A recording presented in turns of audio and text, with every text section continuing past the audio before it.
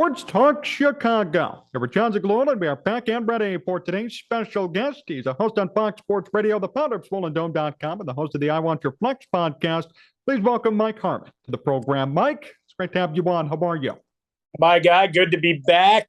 Just a whirlwind trip in and out of Chicago and, back to Los Angeles, sorting through my mess and trying to get myself rested and ready for football season.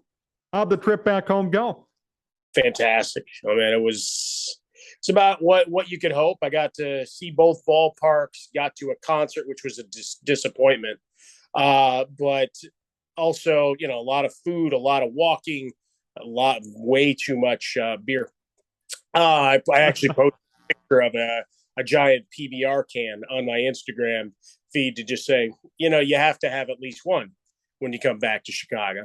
And then a lot of riding around on the train. Like I just go, like people like, you're not worried about this. It's home. It's home. Randomity thing. And look, stuff's weird, whatever. It's like, I got to go see people. And what do you get? A friendly face 98% of the time in Chicago. Bad reputation nationwide.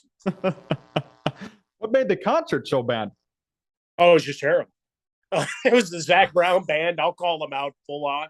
I didn't know what to expect. It's not a band that I'd seen, but they were at Wrigley on Saturday. So I'd gotten in earlier in the day. And my brothers, we were able to get tickets and we went. And I don't know if he wasn't feeling well. Like, I don't want to disparage the fans or folks that loved it. The highlight of it was the opening act coming out and basically leading you through what was more or less a wedding reception TJ list of 70s classics, which is fine. Everybody's dancing. Everybody's having a good time. It's not what I paid for. It's not what we showed up for, right? Off the jump, plays the song, takes a couple minutes to talk. They play for a total of about 40 minutes. Then there's a timed intermission. Start playing again. Intermission 2 with a reminder to go to the merch tables. Like, what? Like the whole time, and we're looking at each other the whole time. It's like, whatever. We're together. We hadn't seen each other in months. It was fun just to be together. We're swapping stories, but the whole time we're paying attention. Acoustics were bad, like from where we were. So I don't know if there's a sweet spot at Wrigley, because I've seen a couple of shows there before that didn't have the same issues. But then, the final act was a lot of the covers, which was, again, fine, but, not what you anticipated. And then eventually spilled into the neighborhood and had a good time. But, really, really just an odd show.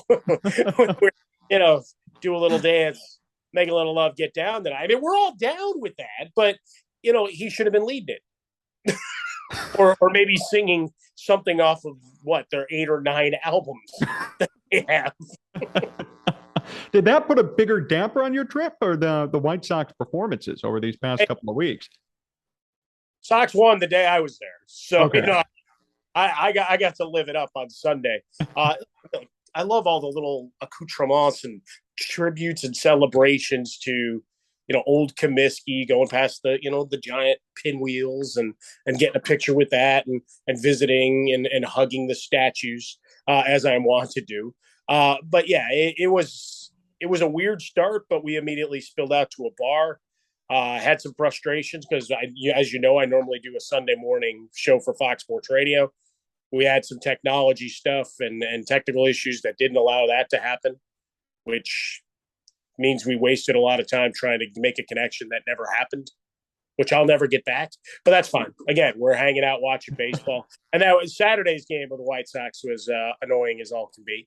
Sunday, you make the switches, you got and it gets straight to the heart of the matter in terms of making your adjustments, scheduled days off versus potentially winning some fans back, right? Pollock comes in and gets a big hit, but it was a situation where we're looking at each other going, I know Anderson's got a day off, but a hit here would go a long way to goodwill, not just, one, for coming out of the dugout on a scheduled day off and said, I want in, right? They do the intentional walk to Abreu, and it's like, all right, maybe this is a good spot because you can feed some of those storylines. But instead, we get the win there. But overall, John, as you know, I mean, just a painful first 88 games to watch the ebb and flow and look where you're at and wasted opportunities, fundamentals missing, the number of injuries concerning. You don't have your bullpen.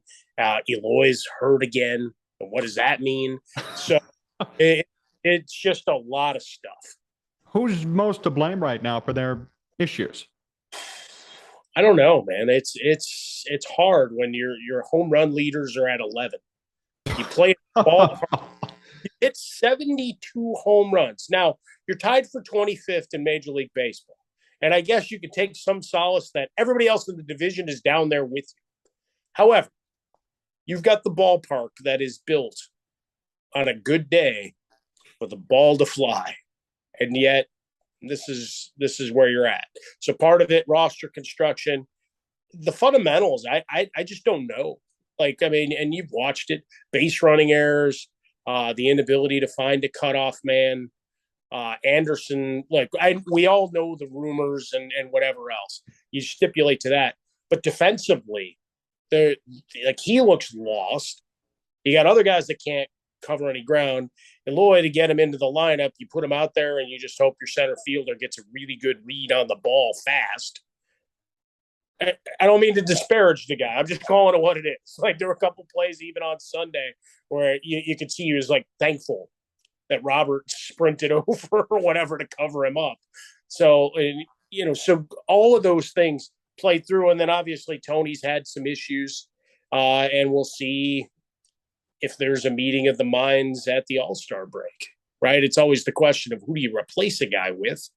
But, do you need a different voice, even if it's just to cancel some of the noise? Because it seemed like just in the last couple of days while I was in town, almost I don't want to call it a gag order, but as you know, you want access. You maybe work for the team. You got the kid gloves on, right? Maybe your little sparring gloves. Seems like someone, dropped the flag and allowed folks to start to speak a little bit in terms of decision-making and flow. So maybe the door is now open. Who do you think would be a valid replacement if they went that route? That's the problem, is like, what do you do? Right. The Jon Heyman, Ozzie Guillen little feud that sparked up. Heyman said what I think a lot of us have kind of theorized and wondered, not about what that Guillen's angling for anything, but just from a pure, all right, where's a guy that might be able to connect to this current construction of what those White Sox roster is and fire it up again. And we know what Ozzie is. Not to say that Heyman had any validity of, Ozzie's criticisms, commentary, whatever, being an angling. That's just Ozzie being Ozzie, at least from my estimation. Right? One of the great things and horrible things that we have is, former managers, would-be again managers, players, ex-players, whatever. It's like there's always a search for the motive, as opposed to, the guy gives us an honest answer, right? I mean, just to take a sidestep into the NBA. Draymond Green, love him or hate him, I feel when he talks, we get an authentic guy. Does he have a bigger play? Sure. But I don't think it's any way directs his day-to-day. Right? I mean, yes, he's got grand ambitions for all these things post-playing and even for his final years in the NBA as part of new media.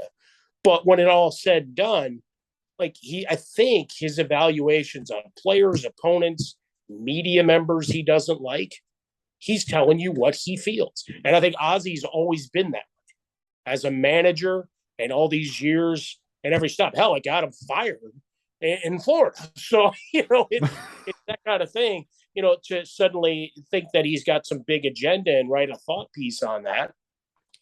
And look, every guy that's, been in the game a long time, like a lot of the insiders and longtime reporters, they've taken a beating the last year or two, throwing stuff up against the wall to see if it sticks, picking fights to get some clout by just going after players, even if there's no validity to it. I don't think this is a case where Ozzie's doing that. Do you think La Russa sticks around past this season? I don't know past the season, but I think he's there. I don't think Reinsdorf pulls the trigger here. I'd be surprised, but I don't know who the obvious manager would be, right? And I think that's the problem. You start looking at the bench coaches. Do you recycle guys?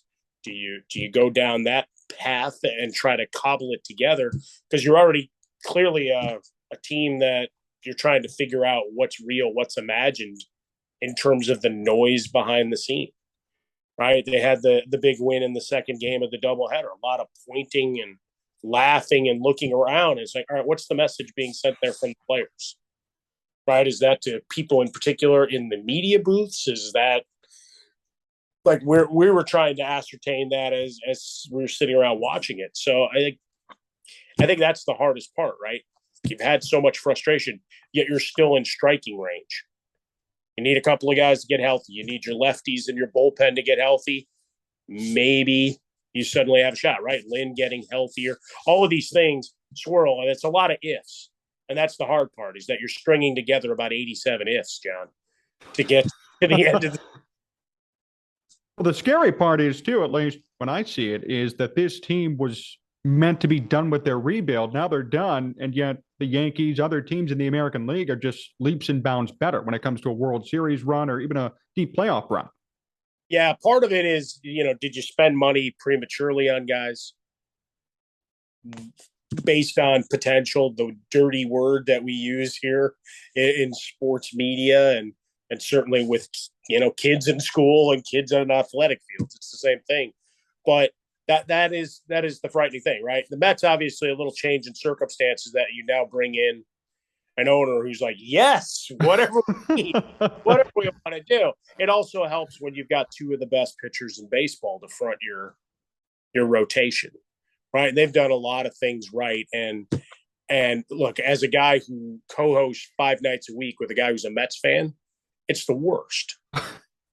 But in the Braves, you're seeing in the rearview mirror, right? It's that scene in Jurassic Park in the Jeep as they're driving away, and they do the great little cinematography thing where they show you the notice on your rear view, your side views. Hey, by the way, caution, objects in rear view may be closer than appear.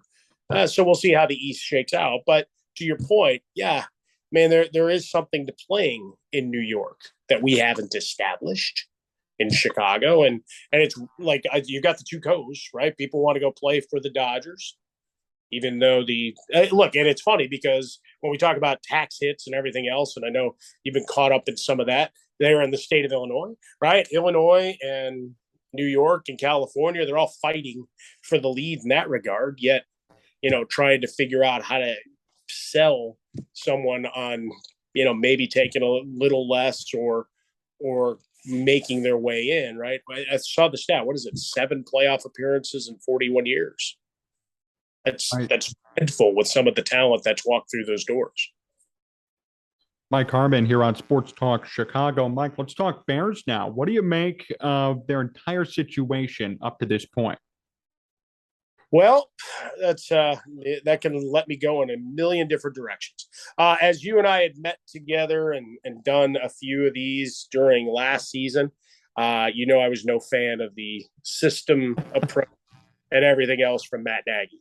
So anything that shuttered that is good.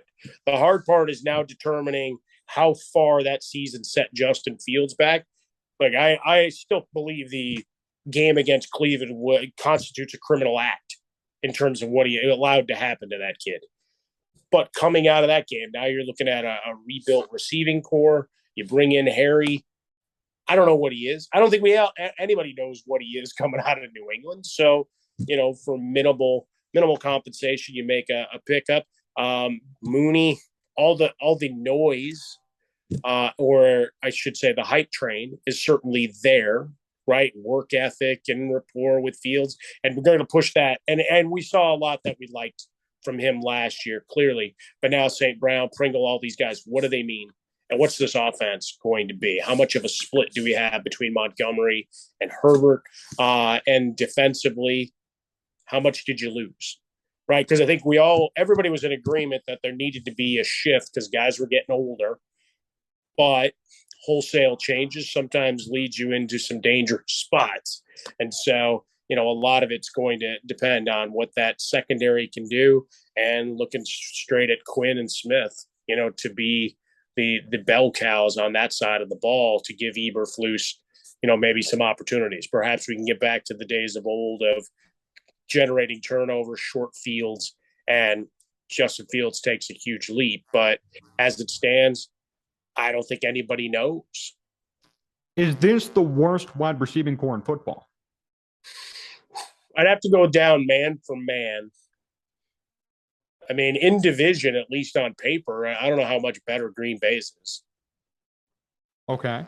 I mean, I don't know. I mean, the draft, obviously Watson coming in, everybody's excited, but do Lazard and those guys scare you? No, the quarterback does. Players, right? And look, I'm old enough to have watched 30 years of dominance from that position in Green Bay. Hell, even Mikowski had his run against us. But yeah, it'd be hard pressed to find one that you just say categorically. And I haven't done the deep dives on it. I'm starting to do the prep for the third season of I Want Your Flex. So we'll be getting into that pretty fast here with a couple of drafts coming up and other things. But I just don't know that there's outside of what Mooney has shown, because Cole Kmet through 3 years, you'd say, is a great disappointment. A lot of opportunity, a lot of chances to establish himself in games and to make a big catch. And he's either allowed it to be jarred loose or he's just not corralled. And that's the hard part, right? I see him on a lot of breakout lists. Like, what's suddenly changing? Really? Right. I mean, does Justin Fields throw that much better a ball that's going to hit him in the hands that he's going to keep other than Trubisky? And again, not to disparage the guy, he's an NFL player, but our job is to honestly assess what we're seeing. And I don't think there's anybody that doesn't like the kid. It's just a function of, at this point, that's a position when you've got an offense like Nagy was running with Mitchell Trubisky, and certainly with Justin Fields taking over, that you thought he'd have a huge role. And if he doesn't play that role, the rest of it doesn't work, right? You need your run game, and you need that short and intermediate, just, find the sticks, lay down, and get up and reset them. And right now they haven't had that guy. How much do you think this will affect Justin Fields' performance and his development in year two? It's hard, right? Because now you get into that sticky wicket. Like, I've seen all the tags of make it or break it year for Justin Fields. Like, how the hell do we know what he is? I mean, last year was failure. Yes, there were times where he looked lost, but I'm hard pressed to put it all on him, right? Even as we talked about it, like some of the whatever term you want to throw on it when he's just on the scramble and let's try to make something happen. Yeah, there were moments that you wish some of those plays had been better. But was that him? Was that the receiver? Or was that you had a coaching staff that knew the writing was on the wall and did him a disservice, right? So I don't know how you fairly evaluate when you don't have a true number one guy. Like, you need a guy that you could just say, whatever the circumstance, I can stick it into this guy, right? I think across the league, that's why the Raiders, you have Derek Carr was a 70% completion rate. Did he have a go-to guy? Well, Waller, but then he got hurt. So you bring in Devontae Adams, him, Hunter Renfrow, and the aforementioned Waller. All of a sudden, it's like, hey, we've got some excitement here. But Kmet hasn't been that guy to be a 3. Mooney showed flashes, but can he become that guy? Maybe. And if he does, and look, everybody's trying to sell Jones as hard as they can. But when you're, as an organization, and I know it's a new regime, but when the draft has not necessarily been your friend for a very long time, it's hard to be anything more than skeptical, especially in a division that is right now really good, right? Look at what Detroit's bringing on their roster. Now, everybody will laugh and say it's still the Lions. Go look at what they have on both sides of the ball right now. Jared Goff is any semblance of the guy and I think he's vastly underrated as a player. And now maybe you've got an opportunity for him to make it work. you got players in Minnesota. Obviously, you don't have Mike Zimmer to screw up late game situations anymore. So, and you're always chasing Green Bay no matter what. So it's a tough road. It's a tough road, even in the best of circumstance. I appreciate you talking about Cole Kmet. It seems like, as we kind of alluded to before, he gets a lot of praise, but really there hasn't been much evidence for any of that praise. Last year, he had 545 receiving yards, but no touchdown catches. I don't know how that's going to improve this year with Justin Fields, even with the new offense, if he can't hold on to the football either. Well, it becomes a trust issue, right? I mean, if you got a guy that in tight quarters, tight spaces, isn't a go up and get a guy, which he hasn't been, right? Again, alluding back to the number one guy, just throw it. With your tight end supposed to be the quarterback's best friend, right? If you're a young quarterback, developing quarterback, and then obviously we've got these unicorns out here and Kelsey and the aforementioned Waller or whatever. But if you don't have that trust that he's going to hang on to the ball, how do you do that in a tight situation, in a red zone opportunity, which, unless something dramatically changed for the Bears, have been few and far between most games, right? You're probably looking more to your secondary, tertiary guys, but he's not much of a decoy in that respect. So has it become more of Fields with his legs? Has it become more of, all right, how creative can you get with the short passes and little in routes and whatever with your speedsters? I don't know. It's hard. And Kmet, everything's there physically, right? It seems like it should be a done and easy deal, yet to this point it hasn't clicked. What do you expect out of Fields himself now in year two? I'm excited to see, what's been unlearned from the Nagy. Sorry, John, I had to do it. No, but I mean, he's a guy that we saw can make any throw. And now it's all right, do you get that timing to actually just let it go? Right? Because there were numerous times last year. And again, you don't have the separation that you're used to from the college team you played for. I mean, that's part one. And learning, that difference, the game speed and all that other fun stuff, no matter how elite you had wide receivers that were generally outrunning guys. So now it's the trusting yourself to make a throw. And there were times last year where it would maybe flash open, or at least for us, right? Because we're getting that great bird's eye view. It's like trying to learn how to referee games, John. Maybe someday you'll have to do this, where they give you all these simulations and you're basically like in an owner's box. So it's very easy to see what's happening and oh yeah, clear, that's this. And then you get on a field and all of a sudden you run around and, everybody wants you dead because you're screwing everything up. But same thing with quarterback play, right? It's easy for us to look as like, oh, this guy flashed, this guy did that. Hopefully in year two, he trusts himself more to make the throw, right? And try to throw a guy open if need be, or fire it. Look, you got to be willing to take chances, right? I'm all for, the high touchdown to interception ratios, but I think it's a false narrative in a lot of respects of what happens, right? Ask Aaron Rodgers if he'd like to take a couple more chances in the playoffs. In hindsight, your QBR or whatever don't mean a damn thing when you're home watching TV with the rest of us. Some choice words there, but that's 100% true at the end of the day, especially when you get into these late season situations, when you need a win, when you need to make a throw downfield. At the end of the day, there are some quarterbacks in the NFL, Kirk Cousins sometimes could be labeled as another. They have these high passer ratings, and that's great. But if you're not taking bigger risks late in games when your team needs you, what does it matter? No, that's it, right? And a lot of it comes down to situational football. And hopefully you're in enough games late to where you get to learn on the fly. For Justin Fields, I think a lot of it is going to come down to his decision-making and how quickly he processes things. And we're not going to know until, the fire starts in September, right? We're not going to get a read, and everybody will either do their hit pieces out of training camp or their sales jobs somewhere between. You might find a few, but really all eyes are on the receiving corps, right? They add N'Keal Harry, and what do you see? All right, how does this help anything, right? It's all about, you got to set a guy up for success. And at least right now, just saying, hey, we had a guy who performed well here. This guy was a first round pick. That means nothing, right? As soon as they reset, it's like Baker Mayfield going down to Carolina. Being number one overall pick and leading the Browns to a playoff berth 2 years ago doesn't mean a damn thing at this point. He's in competition for a job. Justin Fields, your first round draft pick, right? He wears the crown, right? Because the criticism is going to be swift if it doesn't work.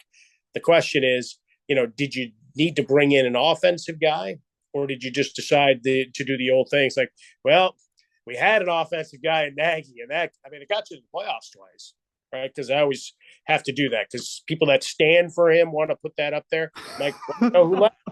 Mitchell did that twice too, pal. But it's now that question of, all right, you go defense with Eberflus, and obviously, I know folks and my partner Bucky Brooks on Sunday played the league, scout, works over at NFL.com, NFL Network. He's very effusive with the praise for how Eberflus is running things and what he wants his squad to be. So at least right now, you've got to give the benefit of the doubt that that's going to translate, if not into wins, but like we were talking about with the White Sox, at least from a fundamental standpoint, there seems to be a game plan. Last year, I defy you to tell me what the Bears' game plan was in any given. I have no idea what it was. It was switching quarterbacks each and every week and playing to Matt Nagy's strengths, not the quarterbacks leading all those losses. I think that was the plan. The plan was to cater to Matt Nagy. Well, that's it, right? And towards the end, I mean, my blood pressure is going to go up. I'm supposed to test it here in a minute, but just a failure. So I'm hopeful for Justin Fields, but overall optimism of what it means for a squad. What are we looking at? 7-10 at best. If we're honest with ourselves, it's a 6 or 7 win team as currently constructed, unless there's absolute magic on that defense that creates scoring opportunities. How patient are you willing to be with Fields? I mean, let's say it's the wide receiving core, right? Not Fields himself. How do you distinguish between the two and then assign blame? But that's the biggest question mark, right? When you bring in an assembly of guys like this, how much is the quarterback's got to make these guys better versus they're just guys, right? To use the old Mike Mayock term, you got a collection of Jags, just a guy, and there's a lot of them. And I think Mooney has a chance, like I said, to be something. But if he doesn't have one of these other guys step up into a more prominent role, what is that going to mean? All right, he's doubled, and now you got to go figure out, right? Can Jones come in, out of college and immediately become a big-time contributor, right? Because everybody there in Chicago, but just nationally, now the narrative is, well, wide receivers step right in. My colleague Jason Smith does it all the time. I'm like, not all of them. Just because one or two guys do on the right team in the right circumstance, I mean, all these guys just step in and become stars immediately. Think about Kevin White. Oh, that's just a recent example for the Bears. Look at you. You went straight to the heart of it. Guy couldn't stay healthy, get right, do all these things. But there's a lot of circumstances that need to go right for a first year guy to make plays, and you don't have the team. A lot of those are being absorbed by teams that already have a base. Bears don't have a base, right? We talk about folks want to bring up Justin Jefferson in division. Okay. You had Stephon Diggs. You had Adam Thielen. You had good running backs. You had Cousins. What am I missing? Like, we don't have any of that. Right? Like, and even if Thielen's decreasing and injuries are a bigger issue, you know what? I'll still take him on as a sit-down receiver you got to pay attention to. And a guy that's going to dominate you in the red zone in short yardage situations. Bears have none of that. So thinking that suddenly there's a guy that's just going to plug in and that's going to be the missing piece. And I hope he is. I really do. I hope he comes in and he's flying up and down the field and they open things up. But I don't think that's what Eberflus is going to run. What do you expect? What do you expect out of the Bears offense and their defense? What do you expect out of their overall performance here? Well, performance. I can go into the whole Tommy Lasorda rant. He hit 3 home runs off us, all related to Dave Kingman. You can go back and find the YouTube clip. It's about as good as it gets. Yeah, that's just it. You're hoping. It's all wishing and hoping right now. I would expect defense to play well. You've got enough big time players to go at it, and a secondary that's while you lost some components. Like I'll take Eberflus's ability to coach that side of the ball, and I'll at least give him the benefit of the doubt there. But from the offensive side, where do you find a playmaker? I love David Montgomery, but you saw what he did last year behind a bad offensive line, right? You're hoping for he or Herbert to break a big play. It's not a way to run an offense, right? I mean, you need, if it's slow and methodical, it's slow and methodical, but it's always moving forward. Last year was just a disaster on all fronts. I mean, what did he average? 3.8 per carry? Right around there, right? It was just under 4. Of time hitting the backfield. So, are you better up front? In theory, right? I mean, you hope there's no backward steps there, but offensively, I really have no idea what you can expect on a game-to-game basis. Because again, you're also trying to figure out, do you have a home run hitter beyond Mooney? Does his route tree continue to develop where he becomes a go-to guy? And I think Cole Kmet is the giant question mark in the room. Because if he plays well and becomes the guy they expect him to be, well, now it opens everything else up. So, yeah, all that to say is I'll be the first honest guy you'll ever talk to. I don't know, John. Mike Harmon still with me on Sports Talk Chicago. Mike, a few more questions before we finish up. First off, your go-to spot in Chicago is what? I had to go to Riccobenni's. Riccobenni's. Okay, yeah. What'd you get? As big a breaded steak sandwich as they'd feed me. And then my eyes were too big for my stomach. I've gotten soft out here in California. While I haven't lost bulk, the ability to power down the giant sandwich certainly was lost. Although I did feel pretty good that, I'm not a small man by any proportions, but I was sat there and ate my food, and I was coordinating with, my brothers about what the night was going to become and going back and forth on some stuff. The only person I saw there that was clearly in better shape than me was the 12-year-old girl that came in with her family. So I felt like I was a good company, at least in terms of, the folks that are there, as well as, a lot of the city's finest. I didn't include them in the general pop there. But, whenever you see, the city tags on, the shirts or firefighters and police officers coming in, I love, the neighborhood style. I know there's been a lot of lists that talk about, like they discovered it like they're Magellan or something. It's like, things been in the neighborhood since the 40s, for crying out loud. Come on, get over yourselves. But yeah, that I needed to make the pilgrimage there. We went back and forth on social media. I got to figure out how to make it or how to get it airlifted to me. What about in LA? Is there an equivalent to Riccobenni's, or is there anything like that for you out there? Oh, that's if there is, I think I would have ferreted it out by now. But so I had a friend send me a recipe to try to make similar. So we'll see if we can pull that off. But, I have had the blessings. There is down near Disney and Knott's and all the theme parks in Buena Park, there is a Portillo's that exists. So we've been able to, my daughters and I, it's become kind of a regular thing of get in the car, whatever's on their playlist, one or the other gets control. We do the sing along. We sit in the parking lot after we get our food, listen to the music, eat in the car, and then we look at each other, go, all right, and then we drive back. So all 2-hour plus experience together. But I was never a huge hot dog guy, but Portillo's opening nearby converted. There's also a Geno's near my studio in Sherman Oaks. So a little bit of home has found me.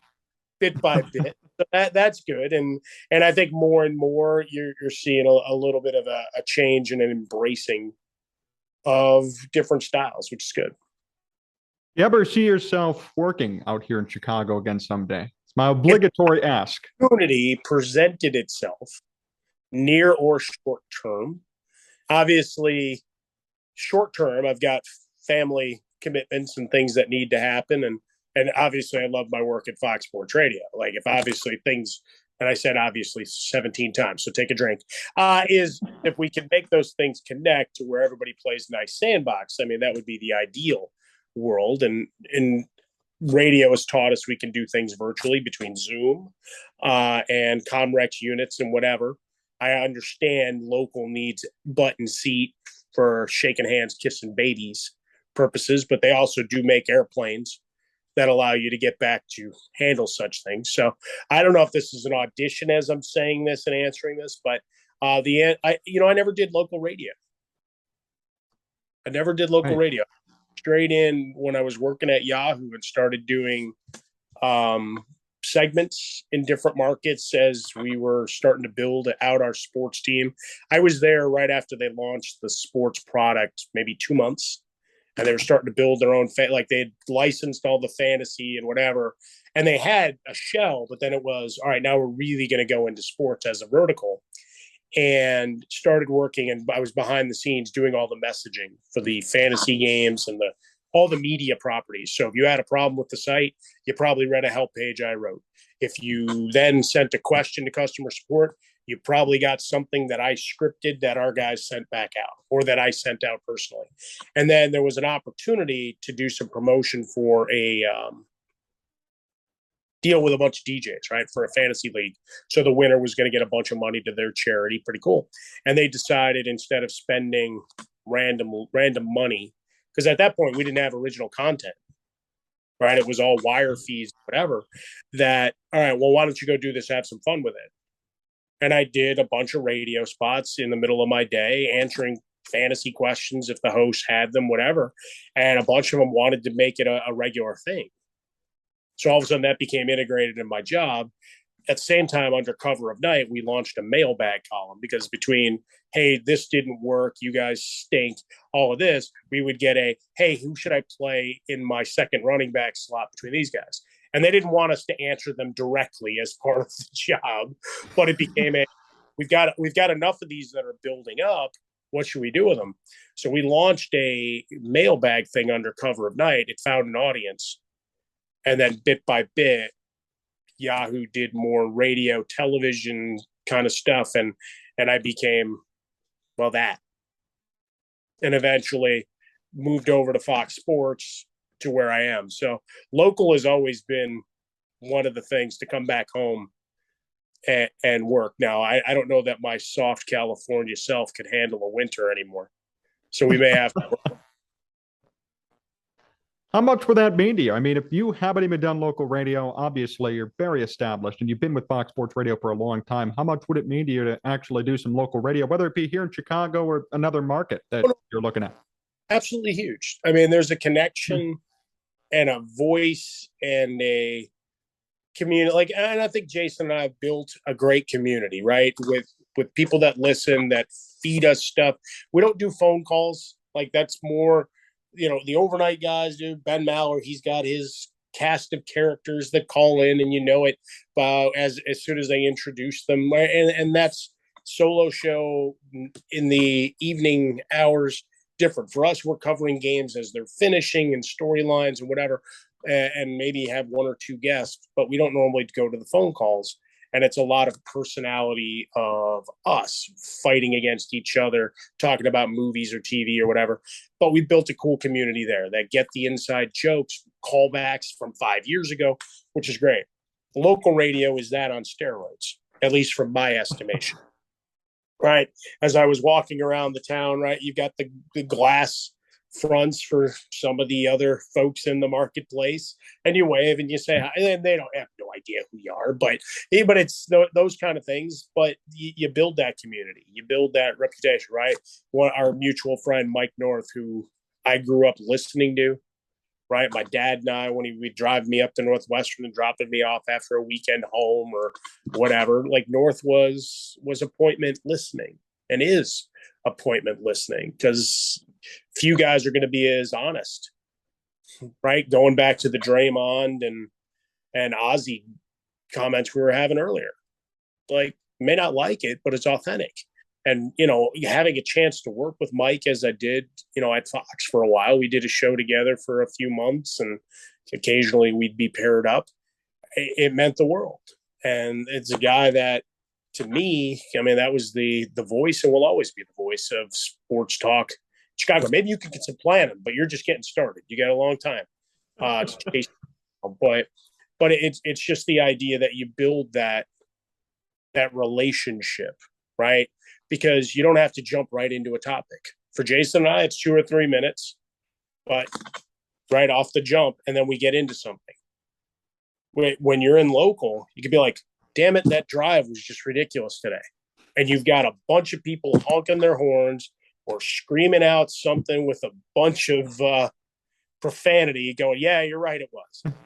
And you can only do that locally, right? Saying, hey, the traffic is bad here in Southern California. If I got a guy driving down a 2-lane highway in Indiana, that doesn't matter, right? Or a guy, who's taking a train in Chicago or taking a train, the train in New York or Boston or whatever, it doesn't resonate the same way. So, knowing your audience, and you do, and you also can't fake it.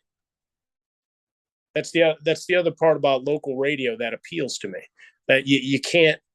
You might have some circumstance whereby for a while, hey, he's lost a little on his fastball or whatever, but you love the personality. But eventually, listening changes if you feel like you're being snowed. And it goes back to what we were saying before about, the recent, at least for the last 48 hours, seems like the ability to criticize Tony La Russa the reins got opened a little bit. But you know who's feeding you at the end of the day. And you got to connect, and folks are going to, even in national, I mean, you got guys that it's pretty clear they haven't watched a game of any team, player, whatever. For baseball, I understand it. For basketball, sure. For the NFL, there's no excuse the way the league is covered anymore, right? Especially primetime, isolated games. But again, you can only get away with it so long before people just kind of shrug and go, all right, what's option B, C, D, or E? The local market, I think you have to earn it. And I think that's a pretty sweet thing. And being able to have that reputation, opportunity, and, the hometown boy does good thing is always in the back of your head. Mike, before we finish up today, last question. What's the best trading card you've pulled recently? Any genre? Ooh. Let's see. I did open a box of Jackass cards. I don't even know they made those. Yeah. So it was a company called Zero Cool that put them out. And as I go to my handy dandy checklist, trying to remember what the hell I pulled, a couple of cool parallels in that one. But also an Eric Andre autograph numbered to 50, which was pretty cool. I've been going in, and I haven't been buying as many sealed product. One I just got is the most ridiculous thing ever through Target.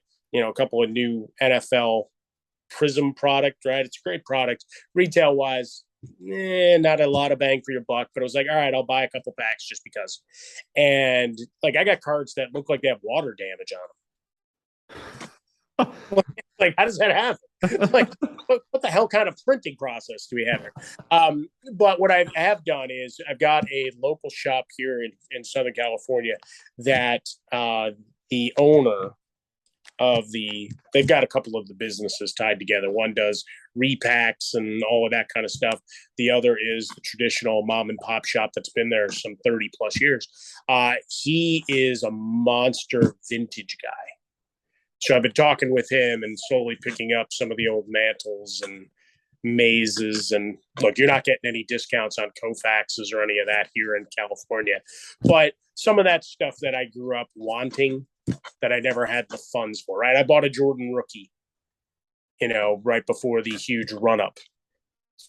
Now I've decided I'm going to build that set because, again, it's one of those that you never had. So now it's, put one off to the side. But yeah, I was actually thinking about making a run to the trading card shop later. We'll see what I find. Keep me updated. Mike Harmon, thank you for hey, joining me. Crazy, John. You know that. Thanks for coming on, Mike. Always a pleasure. Best wishes, of course, with Fox Sports Radio, and looking forward to staying in touch and having you on again very soon. Sounded like you were offering me a job too. But yeah, obviously I'm very long-winded. So cut all of those answers in half, and I think they'll still stand.